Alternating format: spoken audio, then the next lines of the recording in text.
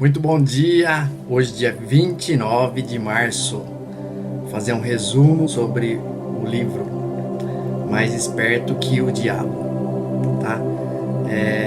O livro foi escrito por Napoleão Hill e esse livro consiste em sessões de perguntas e respostas entre o Napoleão Hill e o diabo, tá? Já começa o livro o diabo falando que ele deveria tratar como realeza. Aí ele questiona, mas por que eu tenho que chamar de realeza? Porque eu domino 98% da população da Terra aí. Então, se você puder me chamar de realeza, aí começa a entrevista, tá? Ele diz como ele é. Ele diz que não tem forma física, pois isso ia dar desvantagem para ele. Mas ele consiste em matéria negativa e ele fica alimentando pessoas, a mente das pessoas com coisas negativas. Então a coisa que está vazia na cabeça da pessoa, ela começa a jogar coisas negativas ali. Como que ele planta a semente negativa na nossa mente? Ele fala no livro, né, o diabo diz que usa 6 artimanhas, 6 medos para poder plantar a negatividade na nossa mente, tá? E aí começa a prosperidade negativa. Sempre um abismo leva a outro abismo, assim como o positivo pode levar para o positivo. Então, como ele planta a semente negativa na nossa mente? Então, são 6 medos: o medo da pobreza, o medo da crítica, o medo do problema de saúde, o medo da perda do amor, o medo da velhice e o medo da morte. Então são 6 medos aí. O medo plantado por ele é ocupado pelo espaço vazio, né, que a gente deixa ocioso ali, o tempo vazio, e isso causa o quê? Hesitação, procrastinação, e terceirizamos a culpa para evitar fazer o que é necessário fazer. Então aí a gente inventa historinhas, uma frase muito interessante: quem é bom em dar desculpas não é bom em mais nada. Aplica na nossa vida. Então tudo que é sugestão do bem e do mal que vem, normalmente é só mal, né? Então as pessoas vão colocando na nossa mente, a gente vai aceitando e vai tornando-se real aquilo lá, vai tornando-se hábito. Um exemplo aí que ele dá, simples, é na escola. Ao invés da pessoa ter a experiência e aplicar, desenvolvendo o raciocínio e a mente, ela só decora, e só para passar na prova, só para passar no teste, no exame. Então isso eu posso falar com propriedade. Na 6ª série eu fui bloqueado, que decorava o negócio, chegava na hora da apresentação ou para falar para a professora ali, eu dava branco e não conseguia falar.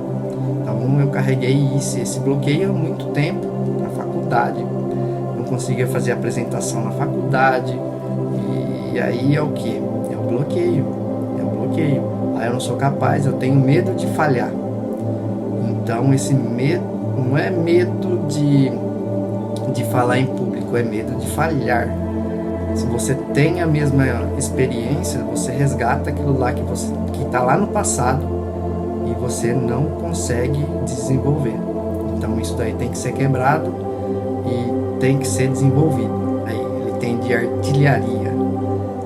Ele tem, além das drogas mais pesadas, né? O que está acessível é o álcool, cigarro e a comida, tá? De acordo com o livro, o diabo usa essas influências e, por exemplo, o álcool, ele reduz o nosso poder de raciocinar.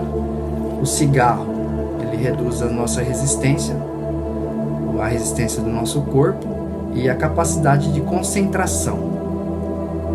E a alimentação, né? A alimentação ruim, o que causa? ele nos deixa lento e pouco produtivo. Então a gente se entupir de gordura, a gente não só vai afetar o nosso corpo, nossas artérias, nosso coração, entupir tudo, a gente poderia render muito mais do que ficar se entupindo de alimentos que não são saudáveis. A gente usando esses tipos de substâncias, que a gente vai criar maus hábitos, isso entra no nosso subconsciente e a gente carrega para o resto da vida. Então, se isso for vários atos, se torna hábitos, e isso vai para o subconsciente e se torna normal. A gente não tem a consciência que isso é maléfico. Então, nessa atmosfera de hábitos bons e hábitos negativos, ruins, ele é chamado de lei de ritmo hipnótico, tá? Então são duas vias. Então você coloca as duas setas, né? Então o lado bom e o lado ruim. Então você tem um propósito. Você sabe que esse caminho vai levar para os hábitos bons e vai levar para algum lugar, você continua. Senão você corta e continua na direção correta de hábitos bons. Então o diabo aí no livro ele dá 7 princípios que dificultam o acesso dele na sua mente. A primeira é a escolha de um propósito, uma missão de vida. Então, o segundo, seja disciplinado. E ele fala aqui que é cuidado com a gratificação imediata, a gratificação, né, as coisas rápidas. Aprender a aceitar os erros de forma de aprendizado. Não pegar aquele erro e ficar se amargando com aquilo. É pegar o erro, as falhas e servir para crescer e evoluir. Experiências passadas que errou, você vai pegar aquilo lá como um combustível para elevar as suas experiências futuras. Certifique-se com influências boas, que ele fala que você é a média das 5 pessoas que você passa mais tempo. O quinto é o tempo, tá? O tempo é fundamental, pois assim como pode tornar a negatividade permanente, do temporário pode se tornar permanente, bem pode tornar a positividade, a sabedoria permanente também. Que as melhores coisas da vida vêm com um longo tempo. O sexto, harmonia, para equilibrar mental, físico e espiritual. Você tem que cuidar da sua vida, em vez de ficar cuidando da vida dos outros. Sétimo, agir. Agir, mas sempre pensar antes de agir. Ele fala de sexo, do povo pervertido e jogos de azar e várias outras coisas. Se vocês quiserem a indicação do livro, posso até passar o link para vocês, ou o audiobook também. Espero que seja produtivo.